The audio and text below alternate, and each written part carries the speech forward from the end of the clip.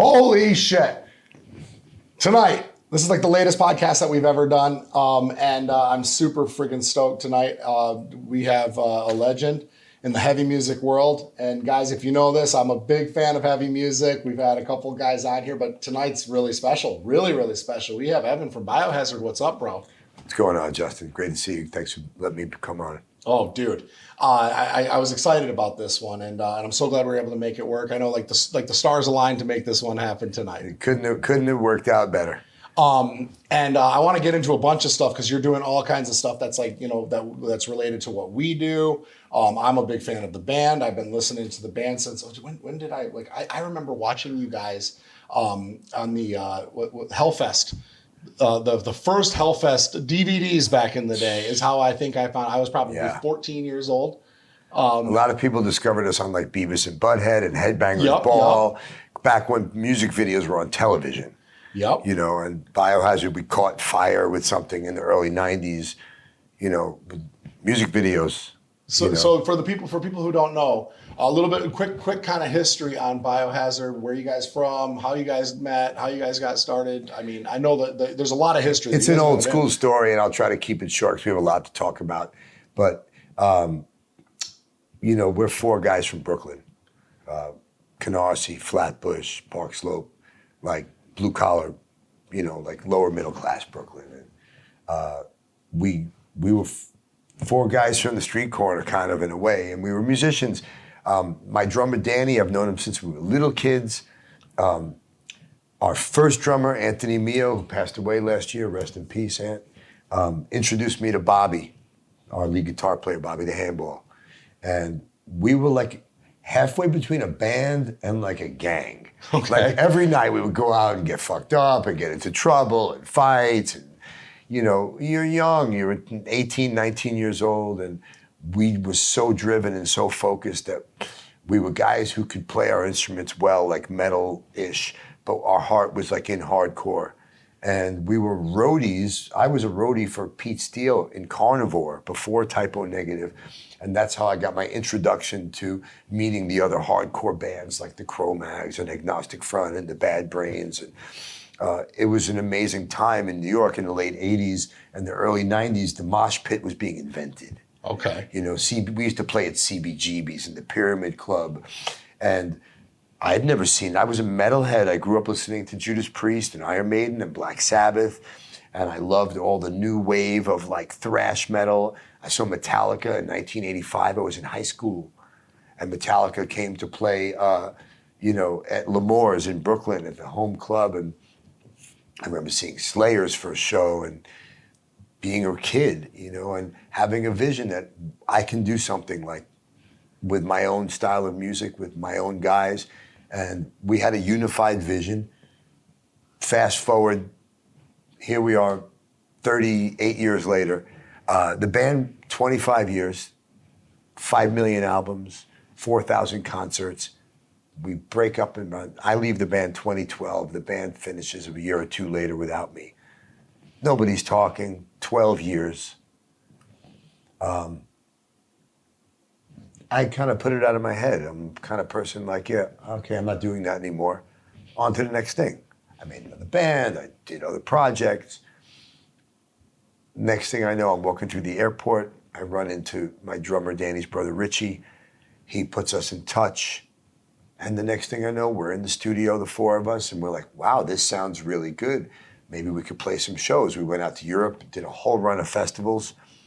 We played with Metallica, we played with Ice-T, we played with Body Count, we played with The Prodigy, we played with Pantera, we played with every fucking band in the world. And then we did a South America tour, we toured the States with Megadeth. This is all last year. Oh my gosh. And like, we're all guys in our late 50s, you know, thank God I'm fit and in good shape, you know, and a good mindset to be doing this because, you know, touring in a hardcore band is a young man's game unless you're, you know, turning back the clock and biohacking and anti-aging and you have the fucking spirit in your heart to go out there and give 1,000% every night. But for me, I had a long journey in between where I had 3 divorces and I got financially decimated 5 fucking times where I made millions of dollars and then I was in debt and up and down and life, you know, it happens. And friends coming into my life and dying and relationships starting and ending. And the only thing constant in life is change. So as I learn about this in my older age, I really start to study gratitude as a practice. You know, I'm a yogi. I practice yoga, 6, 7 days a week for 15 years, right? And I weight train, and I'm vegetarian, and I diet.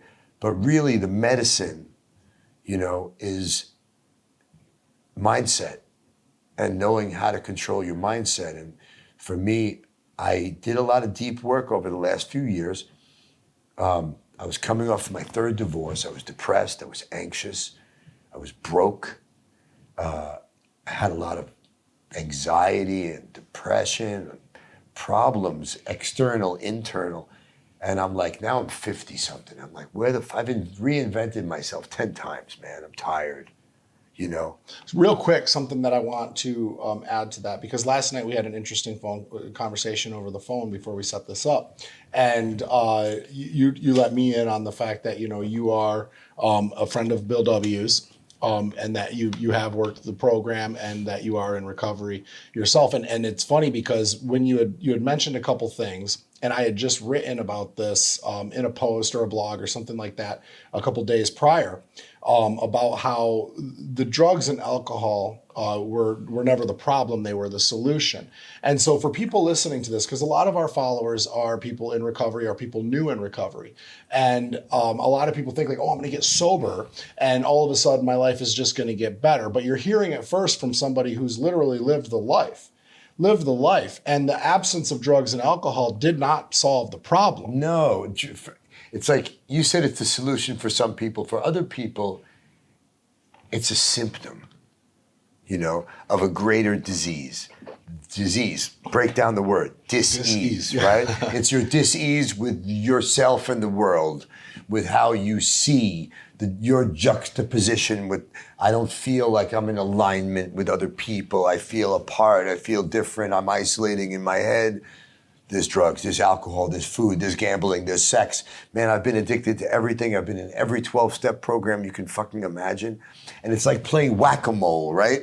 Because the dis-ease with ourselves, my dis-ease with myself, right? Feeling like I'm not good enough or I'm not enough or I'm somehow falling short of the mark that I've created, an attachment to an idea that I have to be something, or that life exists at levels and I'm not performing. No one's going to remember any of that shit. It's not what life is about. But I spent almost 3.5 years working on my book. And the book was documenting the process. How does a man who's out of gas and out of ideas and maybe doesn't have a lot of resources, how does he find the inspiration and the drive to pick himself up and dust himself off again and say, I'm going to start from scratch again. I'm going to go back to the beginning with this question. What do I really want? What do I really not want? Because your life is a curation, right? But so many men, and this journey about men, it's funny because you talk about 12-step program. I got sober in 1988. AA, NA, CA, SLAA, SAA, SA, GA, CODA.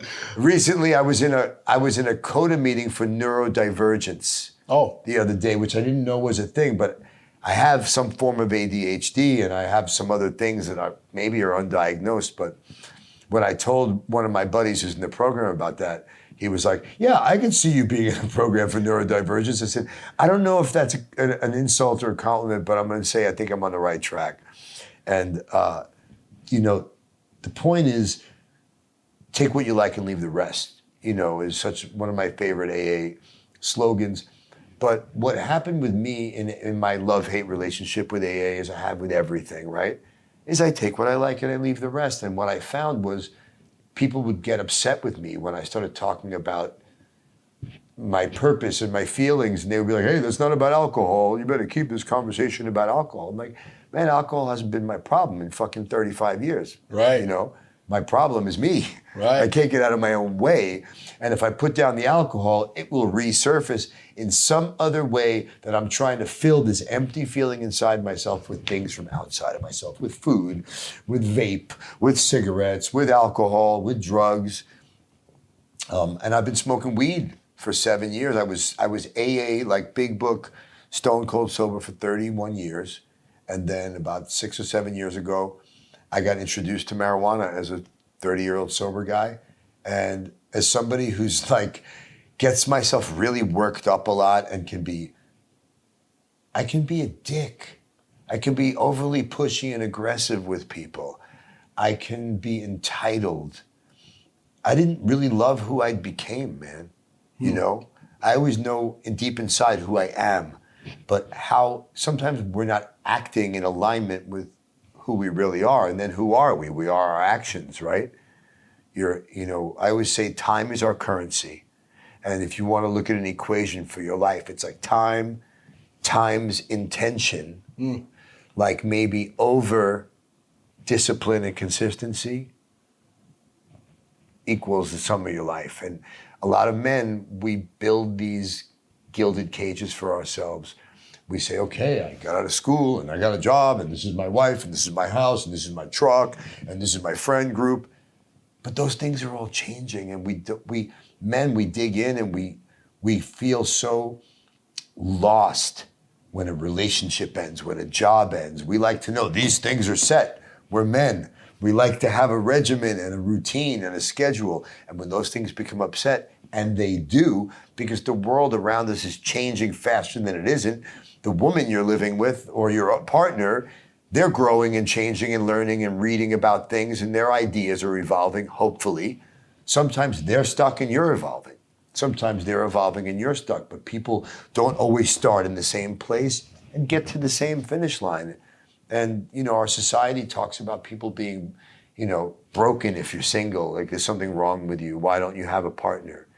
And sometimes it's the people who are being the most true to themselves that need to constantly be single, because they can't really be in alignment with other people if the other people aren't in alignment with themselves. You know what? That hits home. That hits home hard, because I'm also it hurts. It hurts, but I'm a codependent. I through my entire adult life, I'd never been single, and it's funny because not only had I never been single, but I've also never been happy with myself, and I have all the same symptoms. So where did I bury it into? I buried it into my partner. Right. And then meanwhile, I would do just enough to make me feel like I think that I'm good enough, or that I'm doing the things. But when I really sit in my shit, I realize that I'm fucking miserable. Yeah. And so the last few years for me has been a massive transformation personally. And it's been a time for me to focus in on becoming the best version of myself. And suddenly now I'm starting to realize that I'm okay alone. Yeah, man. I'm okay, as an alone man, that can sit in my thoughts, that can sit in my feelings, and not have to be constantly stimulated by another person. One, that's not fair for me, but most importantly, that's not fair for them. No, and I realized so many things about myself in the last few years.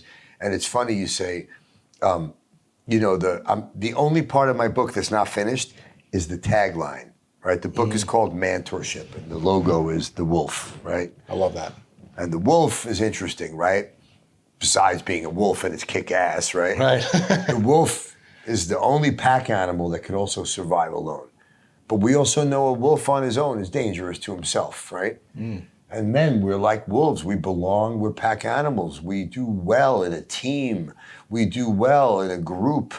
We do well in a gang even. You know what I mean? Like, hey, what are we doing, guys? Let's do this together. None of us have to do this alone. And when I first moved to Mexico 4 years ago, and I live in Tulum, I didn't know anybody. And I was out of everything. I was like, I like this place. I'm just going to start my life over. And who doesn't like Tulum? Yeah, but I was like 52 or 53 years old. Wasn't playing in the band. I was working as a consultant for some big platforms like dating platforms and, People hit me up to help them with their culture, of their branding, their ethos, of their communities. I've always been interested in communities. And I got super interested in self-development. And I said, I don't know what I'm going to do. I feel like I'm a ship's captain lost at sea. First time in my life, I didn't know what I was going to do. I was always, when I was a kid, I'm going to be a fucking rock star. I'm going to play in a band. I did that for like 25 years. Oh, I want to be on TV. I want to be an actor. I did that. All right, I'm going to get involved in businesses.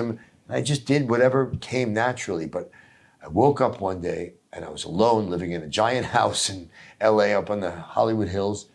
And I was miserable. And I had the fucking G-Wagon parked outside. I was living in a fucking big fat house and everything looked good on the outside, And I was living purely in my ego and I didn't realize the separation of what is my ego versus who am I. So I moved to Tulum and I said, I'm just going to do self-development. I'm just going to start from scratch. And I started, okay, I'm going to go for a run on the beach every morning. Then I'm going to go to yoga. Then I'm going to go to the gym. Then I'm going to go to Spanish class. Then I'm going to read. Then I'm going to write. And this was going to be like my thing. And then I added in affirmations. I started really learning about affirmations, on how to program your own mind to believe what it is you really want to believe. Because I'm a man, I'm like a dog. I'm trainable. You can teach me. And with repetition, I can learn anything. And one thing I bank on myself, I have discipline and I have consistency. And if I say I'm going to do something every day, I do it to prove it to myself. And I'm certainly not going to let you call me out and say, Evan, man, you said you're going to the gym and you're not going. What the fuck? That's not me, And so I started this program of self-development and I started cataloging it and saying, man, I'm either going to figure this out or die trying. And during the process, I kept referring to the 12-step programs because I always found so much honesty and authenticity in the men's meetings. Mm-hmm. But in the co-ed meetings, not so much.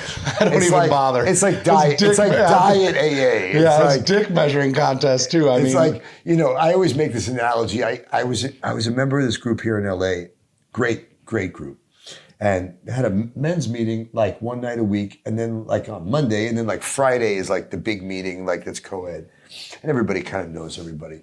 So on Monday, the guy is crying. He's like, I'm broke. I have no money. I lost my job. My girlfriend. I don't know what I'm going to do. And we're giving him a hug, and he's being vulnerable. He's letting it out. He's receiving the support he needs. And then he shows up to the Friday meeting. He's got a haircut and a new Peacocking. shirt. Peacocking. Gets up to the mic and says, is this thing on? A lot of you know me, and having so many people who I'm responsible for, all of my hundreds of employees and my family. I'm like, who the fuck are you? Where was the broken cat of a You Monday? lost your job. Nobody works for you. You're full of shit. You're trying to look good in front of other people. That's detrimental to my recovery. I don't know how to sit there and take that. So I stayed only in men's meetings for like 99% of my recovery. Yeah, I don't fuck around with anything but stag. If I'm going to do it, I'm going to fucking do it. And so I realized that when men get together alone, there's a level of vulnerability that once a woman enters the room, that goes away. There's like a sanctity between brothers that I don't care how big your dick is. If mine's bigger than yours or yours bigger than mine, we'll be friends anyway, right? But it seems like I was having an imposter syndrome for the first time in my life because my parents are school teachers, retired, and I was writing a book. I've done a lot of things, television, movies, internet, music. I've never been intimidated by taking on something that I didn't know anything about. But a book, it sounds so serious. It's a book. Mm-hmm. Look, it's a book. It's a tangible set of ideas that people are going to critique. Never goes away. And I got like worried. So I invited the first group of guys that I met in Tulum, 10 guys, mostly guys from the gym, to be honest. And it was a really great, diverse group of guys, white and black and African and Mexican and Argentinian and from Finland and Italian and Canadian and American. It was beautiful. And so I say to the guys, and of course, I didn't think anybody was going to show up because I just met all these people. I'm like their new gym bro, you know? And I say, guys, my chef will cook a huge meal for you guys. If you come over to my house, we're going to go up on my rooftop in the jungle, and I'm going to read you guys a chapter of my book, and I want some feedback. Tell me if it's good, or tell me if you think it's shit. Maybe I'm just repeating other things I heard, and it's not a book. Maybe I'm just amusing my ego again. And now I'm aware. So I start sharing some of the ideas in the book, and we're talking about getting honest with yourself, about shedding the lies. The lie that I'm happy with this job, it's good enough. The lies we tell ourselves that get us in deep trouble. And I started learning about the suicide rates of men. That 82% of all suicides globally are men. And that the number one cause of death for all men globally under 50 is suicide. That's fucking crazy.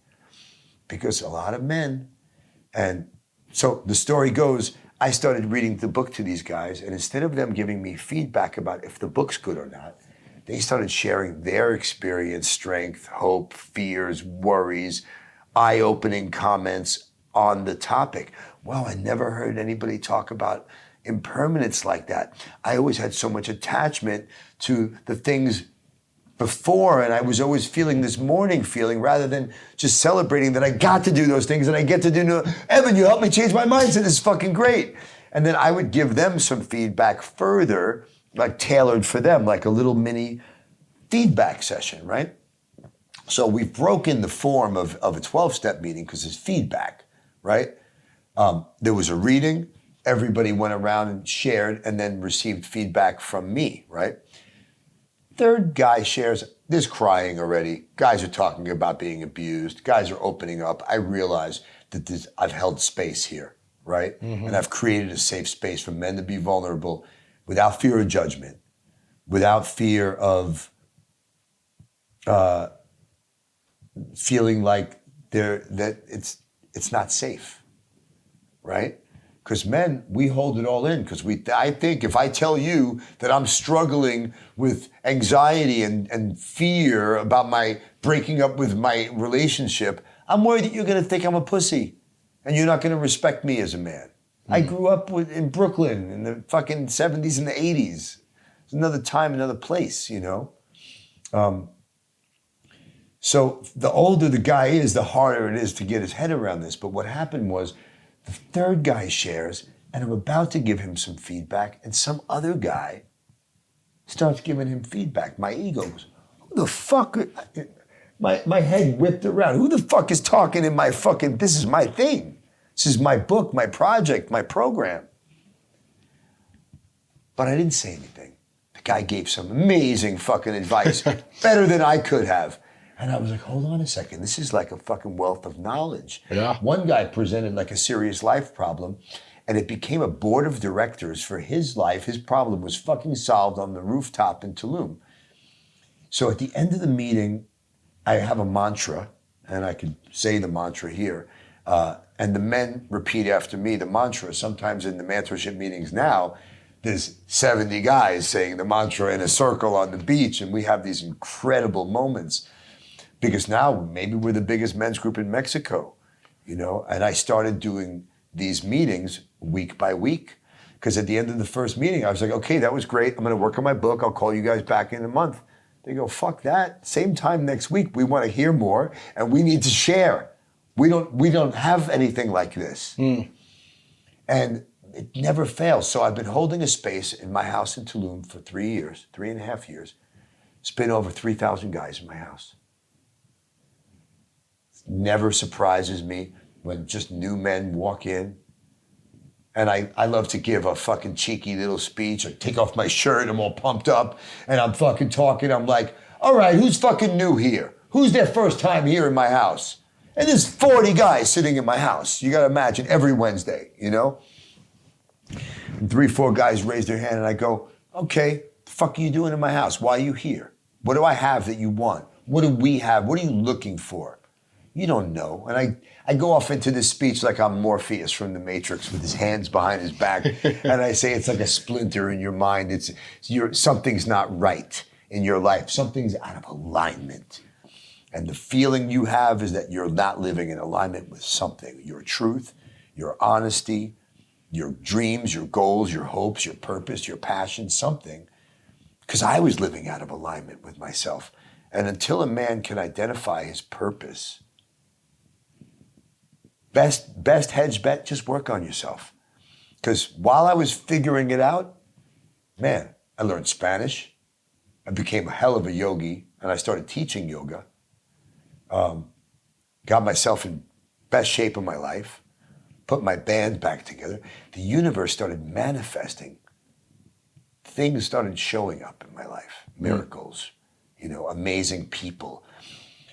Tulum is a spiritual community, right? Conscious. Oh, yeah. And you've been there. Oh, and, I love it there. The same way you and I felt a mutual energy and started attracting to talk to one another. Tulum attracts all of these healers and all of these energy workers and Tantra and Reiki and men's work and coaches, and everybody's got a program and a funnel and a thing. And I don't have experience with this, but these guys all came to me. You know what I'm good at? I'm good at getting 50 guys in the room. Mm-hmm. I'm a good tip of the spear to say, hey, you're a tough guy, you're a cool guy. You know what? It's not cool to be macho. It's not cool to be an asshole. It's cool to be humble. It's cool to be mindful. It's cool to be kind. It's cool to be generous and giving.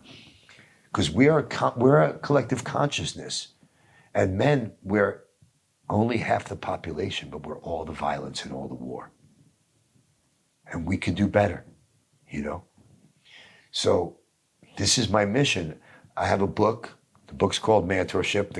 The tagline I'm playing with, it's like a man's guide to finding truth, purpose, passion via self-development and brotherhood. So we have an app. You can go download it, Mantorship on Google Play Store, App Store. Just you type in Mantorship Inc. And we have live meetings in the app, video meetings every day. I lead a bunch of them. It's our own social network for mindful men. So there's no judgment. So guys could post, I was just diagnosed with cancer. I don't know what I'm going to do. And 50 guys start messaging and saying, I beat cancer. Here's my doctor. I'm going to come visit. Guys get together. They're starting businesses. We have an entrepreneurship incubator, and guys get together and talk about ideas. And we have a book club, and we have groups about fatherhood and issues that men dealing with. We have a chat room for dating, relationships, breakup, and divorce. We have a room for first responders, right? Because guys that are firemen and cops and military, they have their own fucking shit that I don't know what they fucking deal with, And I don't think I have all the answers, man. I don't think I have any of the answers, but I'm willing to look the questions in the eye, and I'm willing to, like we say in 12-step program, deal with life on life's terms, right? Mm-hmm. So acceptance is a big thing for me. Accepting sometimes the things that could be really fucked up. Getting guys together like this too that are, it's funny because we're all fucking broken. But it's really the difference between who's willing to admit it and who's willing to drop their ego and let themselves down and let go of control. But the biggest point of acceptance for me was that only the broken can heal the broken. So I will not fully associate with somebody and get down to their level unless they're willing to be vulnerable. And because I know for a fact that when somebody can get vulnerable with me and when somebody can say, look, I'm fucking up, or I have fucked up, or I need help, that I can't help them. And I'm not willing to go to somebody and say that I need help. Right. Unless they can say that I'm as fucked up as you are. Right. There's no solution in the guy who knows it all, who's fucking got it all together, who thinks he knows, who thinks he can fix everybody's problems. He hasn't necessarily been there. He hasn't. You're not going to learn how to ride a bike. Like I said, the kind of people that I gravitate to are people who've overcome. Right. The friends who spent 20 years in prison and have a really different perspective on life because they lost their freedom. Right. It's interesting what you just said, that like about how we all have so much trauma, but when a man is willing to be vulnerable, it's a really show of strength. There is no better strength. connection than vulnerability. No, and for me, listen, I lead this group and we have our own leaders. They're called mentors.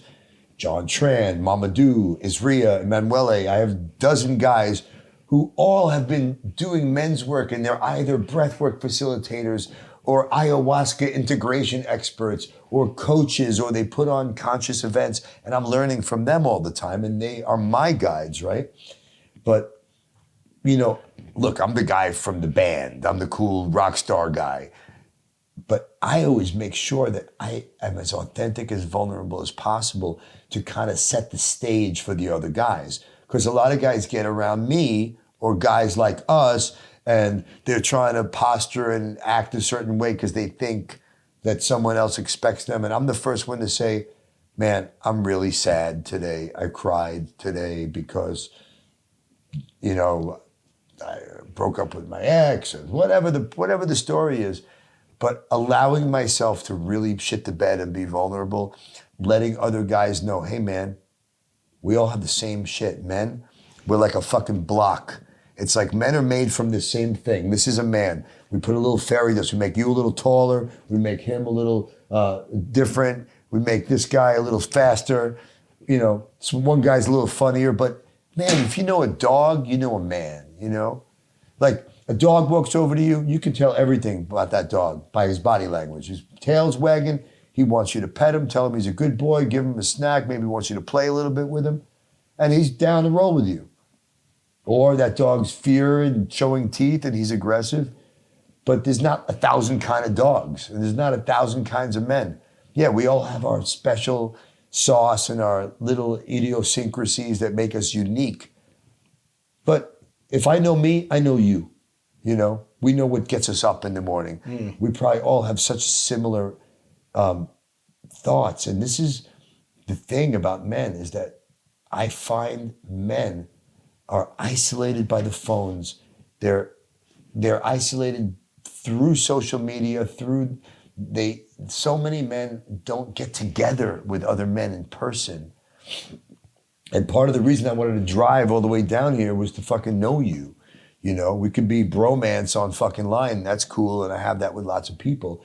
But I wanted to know you because sometimes I would invite influencers to my meeting in Tulum, or we've held these meetings at the Biohazard concerts. I did it in Chile, in Ecuador, in Argentina, in France, in England, in Belgium, in Holland, in Spain, in Denmark.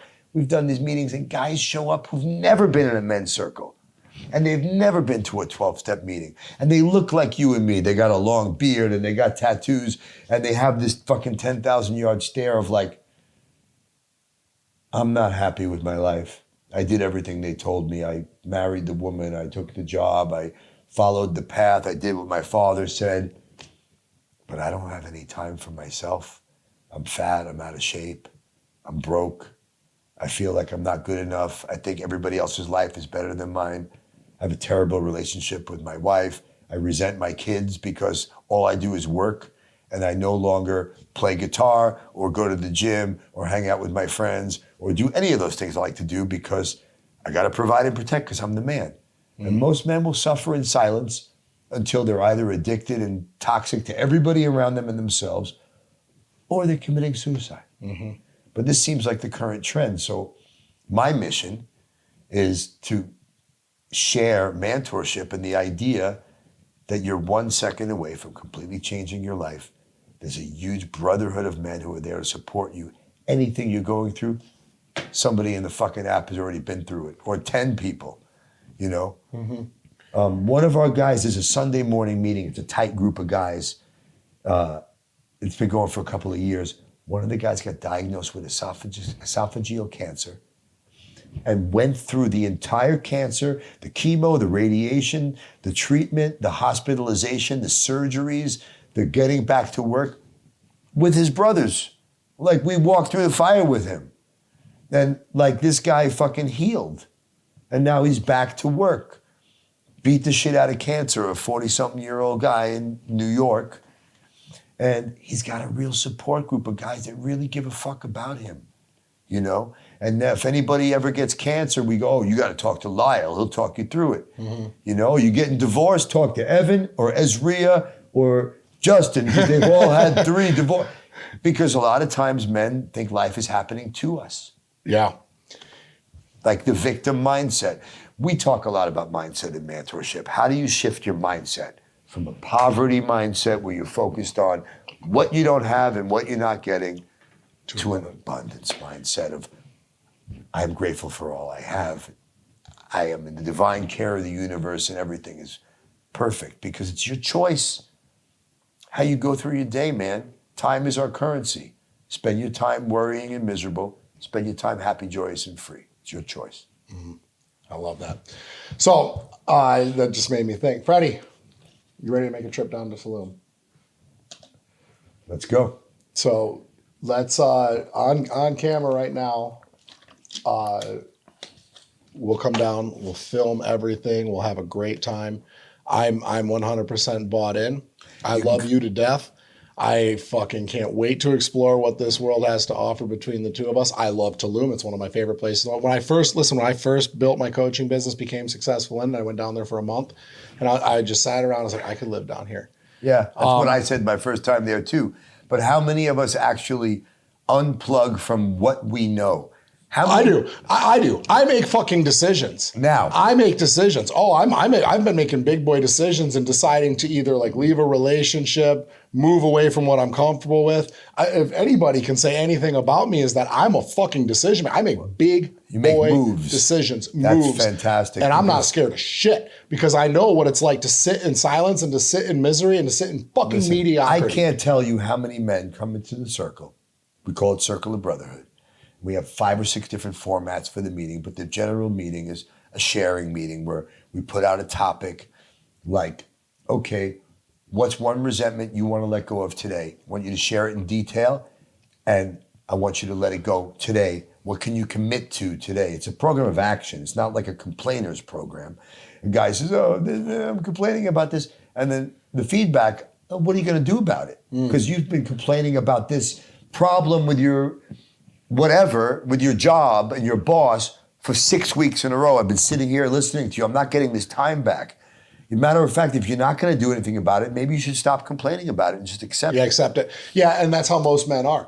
Most men needs provoking. A lot of men, not a guy who's making decisions because he's coaching other guys who are making decisions. The guy who's his first time in the meeting, you know what men say? Men say the same thing. They say, I don't feel like I'm enough. I don't feel like I'm good enough. And then they say, I'm really scared of the unknown future. So they rather be scared of the unknown future and stay not good enough, unfulfilled. Right. And I get that it's scary. You're standing in boiling water and it's burning you. But the idea of jumping out of the boiling water seems more frightening, because at least people, they say, well, at least I know what this is. Mm-hmm. But me, I've been picking door number 3 since I was a kid. You know, you can have this, or the mystery door. Yeah. Give me the fucking mystery door, because that's where the growth happens. That's where you have to learn to be adaptive and resilient and malleable, and you got to get greasy and refigure it out. And that's where you find yourself, because, man, I'm going to show you something. I'm kind of a minimalist person. I don't really wear anything. These are my beads, right? I bought them when I moved to Tulum. And it's like such a silly little thing, right? I'm from Brooklyn. Nobody wears fucking beads. I lived in LA for 20 years. I'm not a fucking hippie. What are the beads? It's called a mala, right? There's 108 beads. It represents the sun salutations of the cycle of the sun. I don't even really know all that. You know why I wear this? Because when I moved to Mexico, I said, you know what? I want to step into a better version of myself. I want to step into a new character. Not to be the reactive Evan that jumps when people say something and just has an argument or wants to be right. I take a pause. I call these my DBAs, doing business as a better version of myself, right? But in business, a DBA is also could stand for don't be an asshole, right? Very simple, Yeah. right? These beads have saved me hundreds of times from getting into stupid arguments about my ego and things. I just need a fucking reminder, tie a string around your finger. Right. Be mindful. What is mindfulness? What is mindfulness? We meditate, right? Meditate is learning to see your thoughts, that we are not our thoughts. So what are we?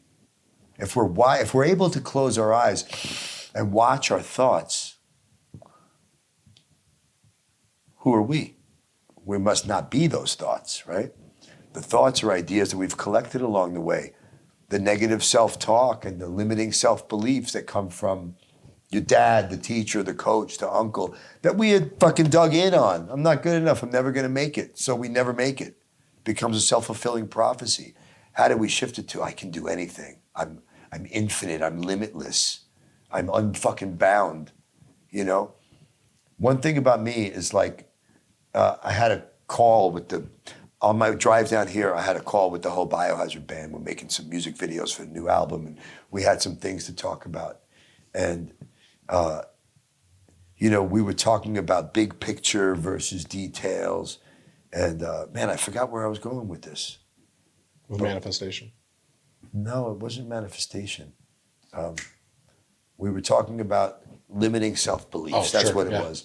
Because whether you believe you can do something or not, you're always right? If you think, I can't drink this all, you're going to psych yourself out of it. And if you believe you can, well, at least you have a chance. Doesn't mean you're going to succeed. But the original title of my book was The Power of Self-Belief, a prerequisite for all success.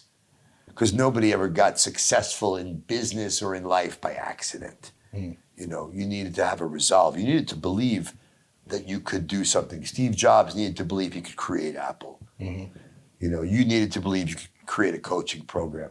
I believe that there can be 50 million guys in an app for mindful men, where men from all walks of life, every part of the world, for $10 a month, get access to meditation, learn about yoga. Don't be afraid to ask about what are these things. Learn about diet, learn about biohacking, learn about mindset, learn about honesty, learn about humility, learn from other guys that have walked through things that you're now facing.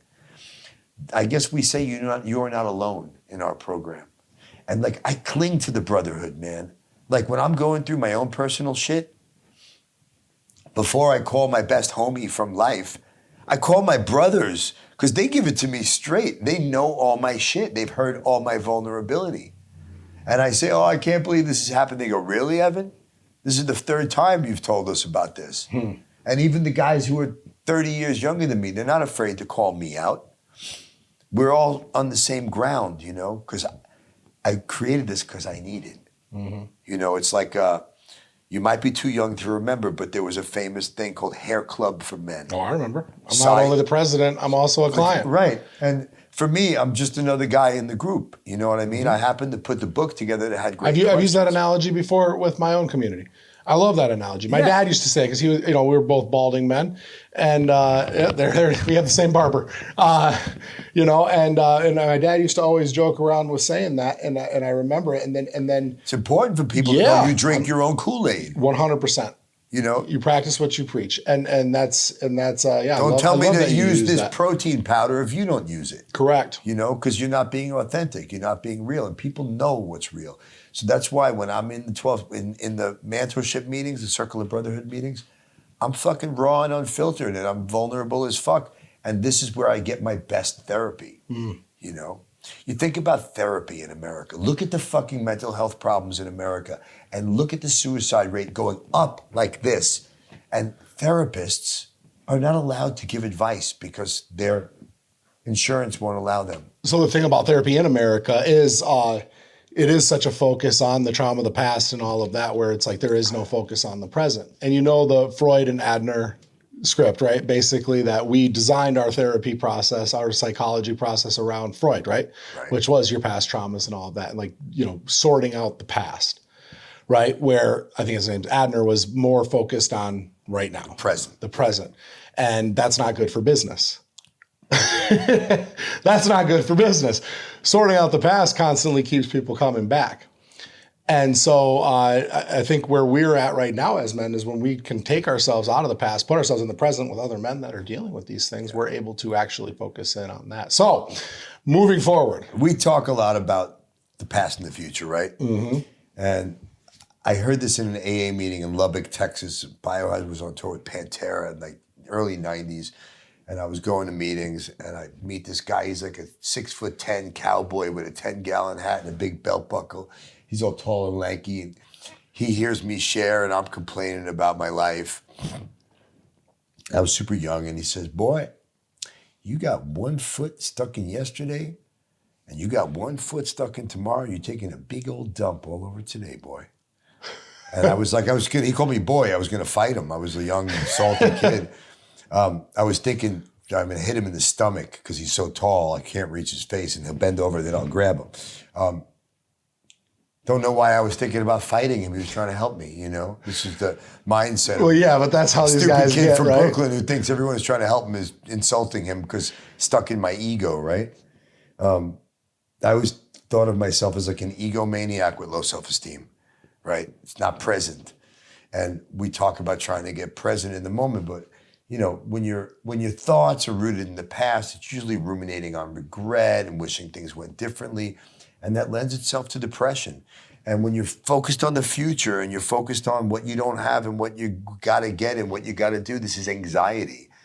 And only do we find peace and presence in the moment, you know. What's interesting is I think this could start a wave because like the social network that we've created for men to talk about the ideas in the book, like if you go to Mantorship.com right now, you could download the manifesto. It's free. It's like an excerpt from the book. It's like the pillars and the tenets and the ideas of what we're talking about in order to frame the conversation, because the real magic happens when men talk about it and they share their shit and they come up with a plan of action or a new way of looking at things. So you were saying you want to come down to Tulum. We've been doing our retreat every month, every other month. It's called Man-I Fest. And it's a curated 4-day thing where we run men through the fucking gauntlet. We strip you down. We put you in the ice bath. We put you in the Mayan sweat lodge in the Temescal. Yeah. And we put you in a cauldron and boil you and we run you up and down the beach. And we have facilitators who are going to help you tap into your fucking childhood trauma, into your insecurities. We have fucking healers and amazing, amazing guys. And it's funny because the thing I posted today was a testimonial from one of the guys. And like I cried. I saw this guy's video today. And his name's John F. He's a guy from New York. And he was just down in Tulum with me for 5 days. And I knew he got a lot out of this. It was very impactful. But the testimonial he gave, it was so affirming for me to let me know I'm living in alignment with my purpose. And sure, I get off track and I get derailed by a bunch of thoughts and insecurities and things in my head and errant ideas that take me off my path. But it's the meditation, it's the breath work, it's the affirmations and the gratitude that bring me back to the brotherhood and knowing that, man, I've had a lot of guys come into my house, sit down, ask them why they're here. And sometimes they say, I was going to kill myself this morning. I had a gun in my mouth, sitting on the bed. And then I saw a WhatsApp message about this meeting. I figured I'd come check out what it's about. I've had guys come into the meeting in their 60s, never sat in a men's circle before. We're going around, we do intros, right? The meeting starts, hi, I'm Evan, I'm a man. Everybody says, aho! Like 50 guys, it's Spartan powerful, right? And you feel validated, accepted. You are a wolf in the wolf pack. I am a man, you are a man. I am Justin, I am a man. Aho! I'm 57 years old. I'm from Brooklyn, New York by way of Los Angeles. And now I'm living in Tulum, Mexico. And today I'm feeling pensive, anxious, but super hopeful and positive. Next man. And we go around. And sometimes it comes to a guy's intro, he just starts crying. He just cracks open like an egg. And a couple of us will look at each other because we've seen this before, right? And Sometimes a guy needs a hug. And sometimes he'll get a hug from 20 or 30 guys. And sometimes we'll hold that space for the guy for 10 minutes. Because maybe this guy hasn't had a hug in 50 years. And maybe he's been afraid to tell his wife that he's worried about money. And he just keeps smiling and saying everything's okay to everybody around him. But he doesn't feel okay. Mm. We've had a lot of guys have a lot of breakthroughs and get back on the horse, you know? How do you keep going? If this resonates with you and you're seeing this, book will be out this summer, Mantorship. The app is out right now. And this is a safe space for any man, and all men are welcome. And there's a free trial. Safe space to come share about what you're talking about what's going on with you right now in the day that you're in. And sometimes, well, we always present topics that really can be a catalyst for guys opening up and looking deeper. Because not all of us are looking to do the deep work. Mm-hmm. I mean, the truth, I just want dopamine. I just want to feel good. I just want to be stoned and fuck and play music and have everybody tell me I'm awesome. But that's not what life is. Mm-hmm. You know? Life is a lot of hard work and introspection and overcoming and building and failing and learning and getting back on the horse, you know, just keep going. How do you just keep going when you feel like you can't? Well, if you're a guy and you feel like you can't keep going, come check out our app and join our community. And I look forward to seeing you in Tulum, bro. Yep. We're going to fucking run up and down the beach. I already got the vision right there. We're going to run up and down the beach like maniacs. I'd love to help facilitate a week or whatever. And I mean, we do this all the time with JWX. We have I got some cool stuff I can probably bring to you, and I'm sure I'm going to learn a lot from you. Bring your magic. And this is the magic of the whole thing. Guys show up every time and say, hey, I'm an 8th generation Mayan healer, and I'm really interested in what you guys are doing, and I would love to come facilitate. We just had this guy, Andrew. He's a Harvard-trained psychologist, trauma specialist. Mm. He facilitated at the very last Manai Fest. He's a member of our group, but I didn't know he was a facilitator. I didn't know he was a therapist. I only know him from him talking about his problems, identifying with my problems, our common bond as men. Not everybody says everything. But this guy is my new coach therapist because he had such a good handle on helping me see myself. You know, we become attached to this idea of who we think we are. And then when it doesn't feel like that, we feel like we're not really living. Mm-hmm.